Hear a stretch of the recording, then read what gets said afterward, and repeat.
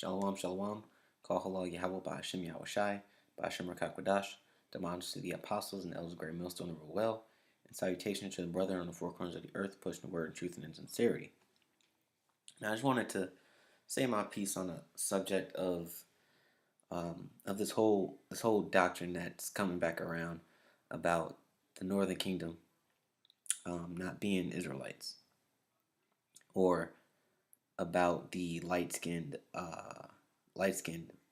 Israelites, so to speak, aren't Israelites because all the Israelites are dark-skinned. Now, we've been through the whole confusion of faces, light-skinned, dark-skinned, genealogy thing 1,000 times. But at the end of the day, what speaks to who the children of Israel are is prophecy, man. A lot of these guys, they come in here and they try to come into the camp and they try to say, oh, the Mexicans, they're not Israelites because they've been raped by white men. A lot of them are Spaniards and this and that, which is true. A lot of them are Spaniards. But guess what? If you know that the seed goes through the man, you should already know that our seed wasn't wiped out. We still had men too that were sprouting out offspring. So you can have some that look like so-called white people. So what? So what? What counts as prophecy, man? And by prophecy, we can deduce who the children of Israel are. Because the children of Israel are going to be spoken of in every prophecy, and they're going to fit every prophecy of the book, right? And man, let me just get sorry.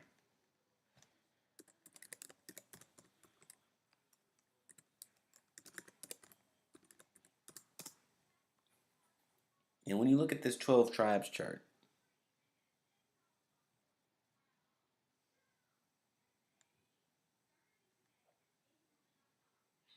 it's like, yeah.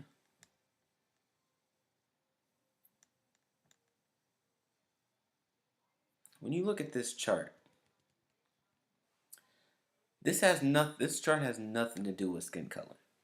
This chart has nothing to do with where you come from. This chart has everything to do with prophecy. The reason why this chart was created the way it was by High Priest Arya through the spirit of Yahweh Bashem Yahweh Shai is deduced by prophecy.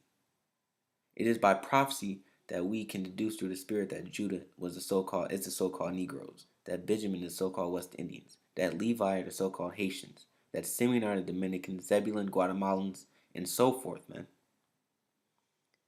Because the nation of Israel were said to go into slavery and go through the same things, man. And all these people are suffering the same things now today. If you say they aren't, you are a liar. And you don't know history.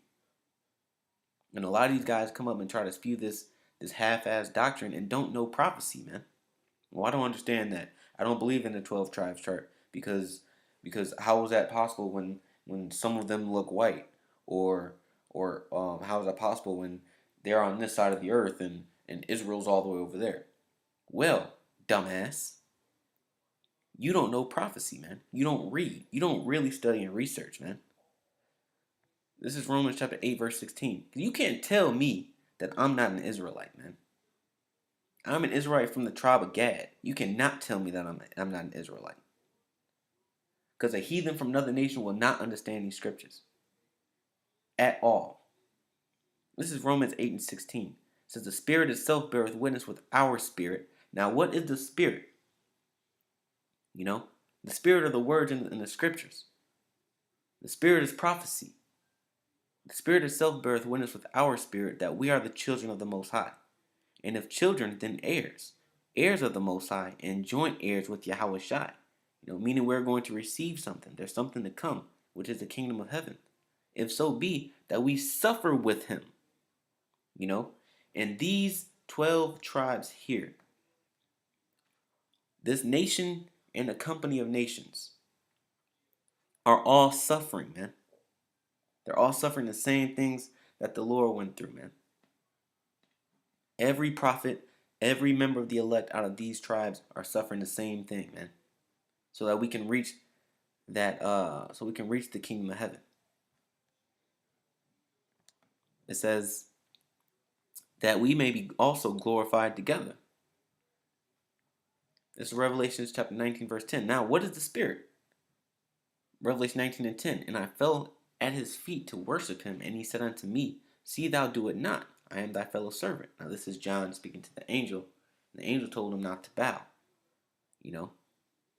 and of thy brethren that have testimony of Yahushai. Worship the Most High, for the testimony of Yahushai is the spirit of prophecy,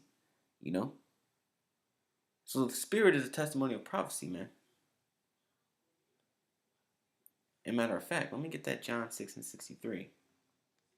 And I can go back to it's Genesis 49, but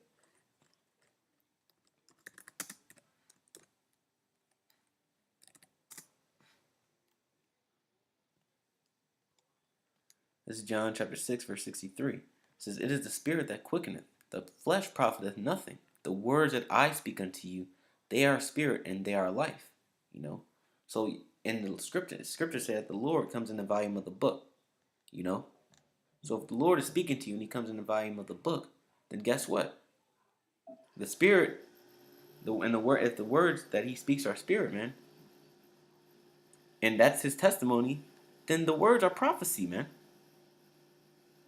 For the testimony of Yahushua is the spirit of prophecy, and we just learned that the words that Yahushua speaks are spirit, and he comes in the volume of the book, man.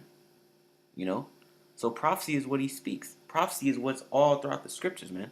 All these stories, all this history, every man that's mentioned in the scripture is a part of prophecy, And this prophecy here, or this method, this history here, did take place, man. These are real people that lived on the earth. This is a real thing that happened, The northern kingdom were taken to the other side of the world, man. This is 2nd Ezra chapter 13, verse 40. It says, These are the 10 tribes. 10 tribes meaning Simeon, Zebulun, Ephraim, Manasseh, Gad, Reuben, Naphtali, Asher, Issachar, and half the tribe of Levi. These are the 10 tribes which were carried away prisoners out of their own land in the time of Hosea the king. Now that Hosea there is King Hosea, which is Hosea is the Greek form of Hosea. The king, which was the king of Israel at that time, whom Salmanasar, the king of Assyria, led away captive. Now this is during the Assyrian Empire, and that Salmanasar was King Salmanasar V. Everything that I'm saying to you right now, you can look it up, man. If you don't believe, whatever. But this is true. It says, And he carried them over the waters, and so came they into another land, meaning they went into the land of Assyria. But they took this counsel among themselves that they would leave the multitude of the heathen and go forth into a further country where never mankind dwelt. Now, this is the key word, man. Because we had this guy come up to the camp. He's come to the camp twice now, and he doesn't believe that the Northern Kingdom came over to the Americas, in this verse. He believes that the Northern Kingdom was still stuck over there. He believed that when it says that they entered into Euphrates River, meaning that they just crossed the Euphrates and they're over there in the land of Syria at the point in time, which doesn't make any type of sense, because Syria at that time, which was as part of the Assyrian Empire, was inhabited. If this says where never mankind dwelt. Now at that time, no one knew that the Americas were over here, but the nation of Israel and a few Hamites that were part of Solomon's navy, King Solomon's navy, But it says where never mankind dwelt. Now, this is common history. When you think about a land that nobody ever lived before, at that point in time, wouldn't that be America? This is common knowledge. But they tend to omit this statement, where never mankind dwelt. They just omit that. Because when you tell them, okay, well, let's go across the Euphrates River, what's over there? Oh, you got the land of Syria, you got the Saudi Arabia, you You got the the countries where over there where the Arabic Brotherhood are, but but at that time, and you show a man the map of the Assyrian Empire. This is the Euphrates. The Assyrian Empire is all over there. So if they cross the Euphrates River, it doesn't make sense because that place is inhabited. You know, that's not a place where nobody was living. This clearly says where never mankind dwelt. Verse 42, that they might there keep their statutes, which they never kept in their own land. And they entered into Euphrates by the narrow places of the river. It doesn't say they crossed the Euphrates. It says they entered into the Euphrates. This is where their journey started. And they probably went into the Euphrates, came out the Euphrates River, went down the Tigris River, then they probably went down through the Indian Ocean, and they probably went all the way down Africa through the Mozambique Channel. They probably went around the Mozambique Channel. And this is all maritime geography, man. It says, for the Most High then showed signs for them and held still the flood till they were passed over. Now, if you know anything about maritime geography, the Euphrates River is not a violent body of water. The Tigris River is not a violent body of water. The Indian Ocean isn't even that violent. But the most violent body of water in that region would be the Horn of Africa. That is the flood that the Lord held still, man. When you pay attention and you read and study, it makes sense. Till they were passed over. For through that country there was a great way to go, namely a year and a half. Now it's not going to take a year and a half to cross the Euphrates River. I don't care what you have to say. Maybe if you were just swimming. It would take you. It will probably take you up to a year. It still wouldn't take you a year and a half. You got guys that try to tell us that it takes a year and a half to get down the Euphrates River. No, it doesn't. No, it doesn't. You guys are just reaching, man.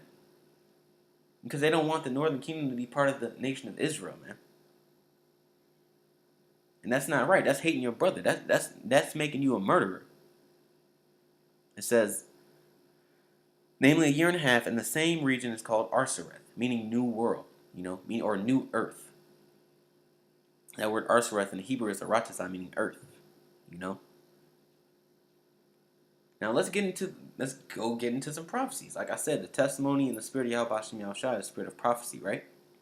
This is Genesis 49:1. And Jacob called his sons and said, gather yourselves together that I may tell you that which shall befall you in the last days. Now, I'm just going to deal with Gad because, that's the tribe that I'm from through the spirit of Yahweh Hashem Yahushua. And this is Genesis 49:19. It says, Gad, a troop shall overcome him. Now, when you look at history, what troop overcame the so-called Native American Indians? If you go back to the tribe chart, which troop overcame the North American Indians? Common history once again. Andrew Jackson, Ulysses S. Grant, Abraham Lincoln had a part in it. The cavalry of the American cavalry, the American army, man. It says, but Gad shall overcome at the last. Meaning at the end of this world, we're going to have the last laugh, man. Because at the end of this world, we are a part of the nation of Israel. And we're going to kick the nation's asses, man. When it's all said and done.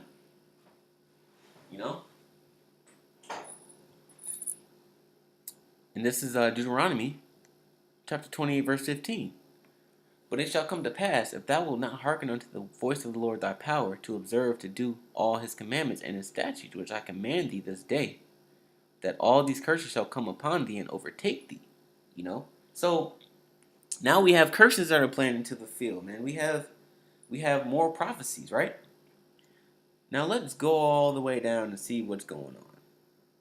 Let's point out a prophecy that happened to all of these people, and you cannot deny this.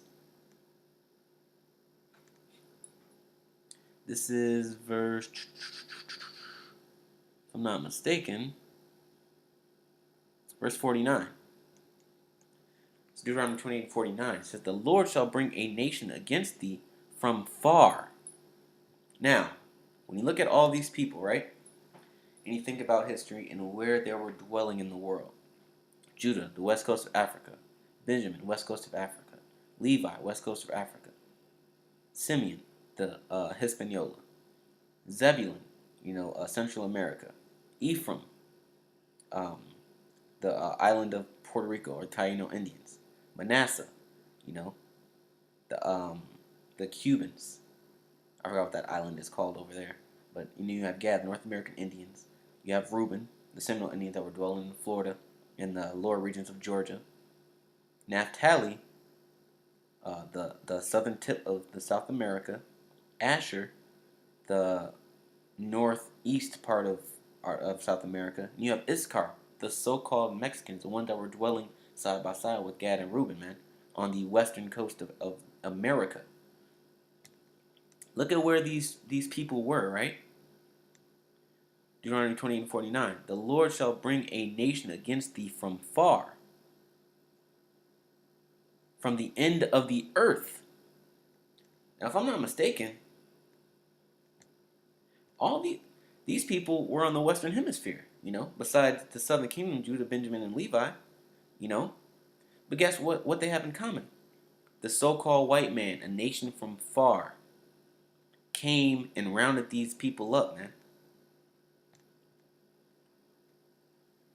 As swift as the eagle flieth. Now that's another signifier, man. What's Esau's symbol all over the world? What's so-called white man's symbol all over the world? Whether you're in Greece, whether you're in Portugal, whether you're in Spain, whether you're in America, whether you're in France, the symbol is always the same: the eagle. And the Lord let that happen to be a signifier on who the conqueror of the earth is, man. It's all spiritual. A nation whose tongue thou shalt not understand. And when the so-called white man came over to the western shores of Africa, when he came over to the shores of the western hemisphere, we didn't understand what the hell he was saying. He was speaking the King's English. He was speaking Spanish and Portuguese, and French and Dutch. We spoke Hebrew. A nation of fierce countenance, which shall not regard the person of old, nor show favor to the young. And that's exactly what happened. They came, they raped, they robbed, they pillaged, they threw us into slavery. Until this day, we are in the same predicament, man. And from that point on, Jeremiah 17:4, and thou even thyself shalt discontinue from thine heritage that I gave thee. And I will cause thee to serve thine enemies in the land which thou knowest not. This is exactly what happened and what is going on now today. We have discontinued from our heritage. We are not following the law, statutes, and commandments, and we are serving the other nations, man. For ye have kindled a fire in mine anger, which shall burn forever. And this is all because we transgressed the laws, man. We transgressed Yahweh Bashim Yahushai. And now we're in the predicament that is told of in second Ezra, the 10th chapter and the 22nd verse. Our psaltery is laid on the ground.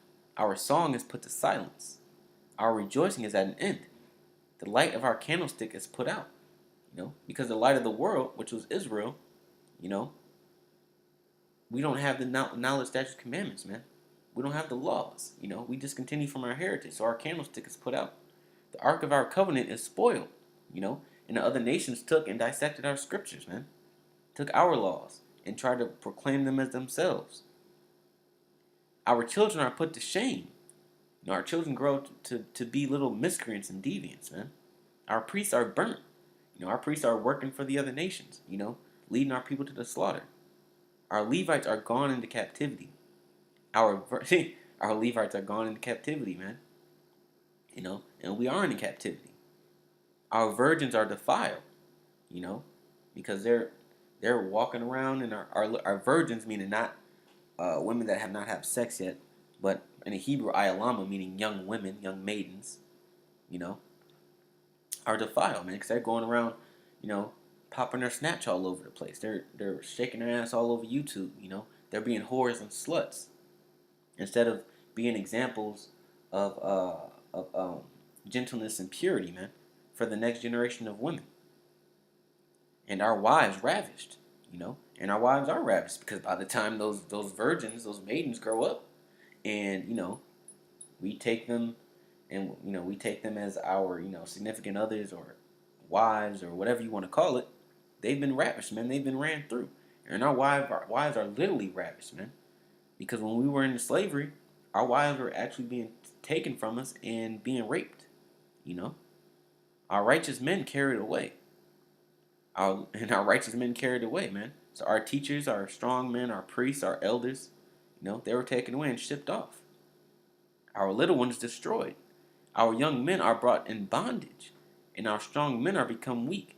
And that was the predicament that we are in, man. This is why we don't follow the law now. This is why, you know, it's not evident who the children of Israel are unless you follow prophecy, unless you have the spirit of the Lord, man. You know. But now, what is happening now, is that the Lord is gathering His elect, man, through the four corners of the earth, through what? Prophecy, through His Spirit, through the words in the scriptures, man. Hosea 1:10. Yet the number of the children of Israel shall be as the sand of the sea, which cannot be measured nor numbered. Cannot be measured or numbered. A nation and a company of nations. The nation, Israel, and a company of nations. Every one of these tribes is its own nation, man. Every one of these tribes is its own nation. That's how big we are. Not to mention all the other elect, or the other Israelites on the four corners of the earth that look like other nations, man. So we are yet as the number of the sand of the sea, man. It cannot be measured. And it shall come to pass that in that place where it was said unto them, ye are not my people, and that place here is America, man. That is where it is said we're not the Lord's people. We aren't recognized as the Lord's people. But guess what? At the end of the days, there it shall be said unto them, ye are the sons of the living power. So there it's going to be said that we are sons of the living power. And that knowledge of law, statutes, and commandments is coming back, man. Oh, it is back. It's here, and it's being bestowed upon the 1/3 elect and 144,000 of each of these tribes, man. And as of right now, today, through prophecy and through history, you cannot tell me that I am not an Israelite, man. You cannot tell me that I am not an Israelite. So I want to give that's it. With that, I want to give all praises to Yahweh, Ba'ashem Yahushai, Ba'ashem Rakakodash. Double honors to the apostles and elders of very Millstone who rule well, and salutations to the brethren on the four corners of the earth, pushing the word in truth and in sincerity. Shalom.